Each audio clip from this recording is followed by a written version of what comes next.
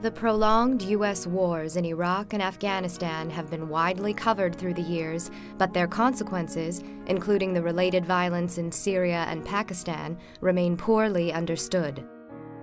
When Americans are asked about the human toll of these conflicts, they often think first of U.S. soldiers who have lost their lives or who are struggling with war injuries and trauma. But the true number of casualties is much, much greater.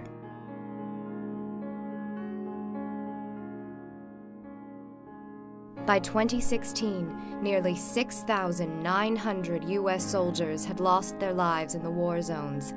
Roughly half of these deaths were caused by hostile fire and improvised explosive devices, along with vehicle crashes, electrocutions, and heat stroke deaths. In addition to U.S. soldiers, many U.S. contractors have died in action as well. The contracting companies, however, have failed to report many of these deaths. A conservative estimate is that at least 7,000 of these workers have been killed in both wars. In addition, for every U.S. soldier killed, 6 Afghan, Pakistani, and Iraqi security personnel have died as well. In other words, more than 50,000 allied Afghan, Pakistani, and Iraqi soldiers and police have died in combat. The figures available for opposition fighters are controversial because Allied forces have often been motivated to count killed civilians as militants. One estimate, however, puts the total number of fighters killed in Afghanistan, Pakistan, and Iraq at 110,000.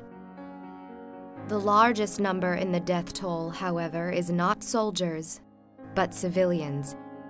Living in these war zones, civilians have been killed in their homes, in markets, and on roadways.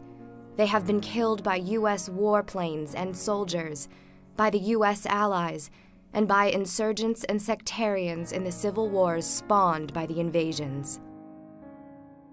The total of violent civilian deaths in the Afghanistan, Pakistan, and Iraq wars are conservatively counted at 217,000. Every single one of these deaths devastates a family and debilitates a community.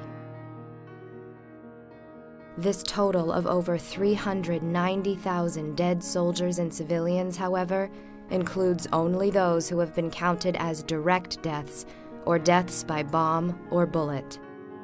An additional large number of people have died in these wars by indirect means, as they have in all the wars of human history. They have died due to hunger, disease, or injury that resulted from the war's disruptions and environmental harm. It is difficult to estimate just how many people have died indirectly in these wars, but researchers suggest that in recent conflicts, for every one direct death, there are at least 4 other indirect deaths. A conservative estimate is that these wars may have resulted in the indirect deaths of an additional 870,000 civilians. Unfortunately, these numbers are still estimates, with no party to the conflict taking responsibility for a full accounting of the direct or indirect death toll.